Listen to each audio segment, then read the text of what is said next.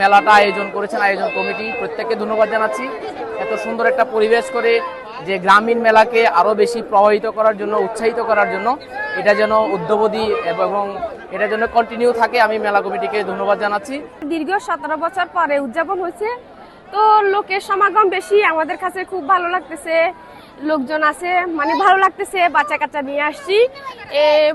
এখানকার মুঠবাড়িয়ার কমিটির সকল সদস্যকে অনেক অনেক ধন্যবাদ।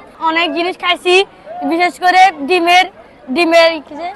ডিমের কেক, তারপর লেবুর জুস, তারপর হালিম, ফুচকা, অনেক কিছু খাইছি এবং এই মেলাটা আমাদের জন্য অনেক আনন্দদায়ক। বৈশাখ মাসের দ্বিতীয় দিনে বৈশাখী মেলাতে আমরা দেখতেছি, অনেক ভালো লাগতেছে। বাচ্চাটা সাথে আনছি, নিয়ে আসছি, সব বাচ্চা টাচ্চা সব আনন্দ করতেছে, অনেক কেনাকাটা করছি, দেখতে খুব আনন্দ ভোগ করছি মেলাতে। এটা দীর্ঘ প্রায় 15 বছর পর্যন্ত এটা বন্ধ ছিল।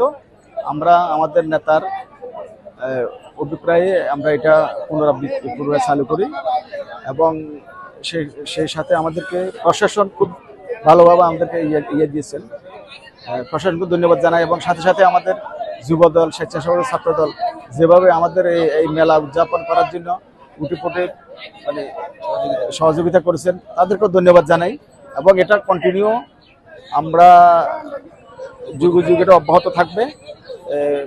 এটা হয় সব জায়গায় হয় 2 তারিখে, 1 তারিখে, আমরা করি 2 তারিখে। এটা অব্যাহত রাখবে। আপনাদের যদি সহযোগিতা পাই এটা আরো বড় আকার ধারণ করবে এবং বড় আকার পাবে, আমরা আগামীতে করার চেষ্টা করব।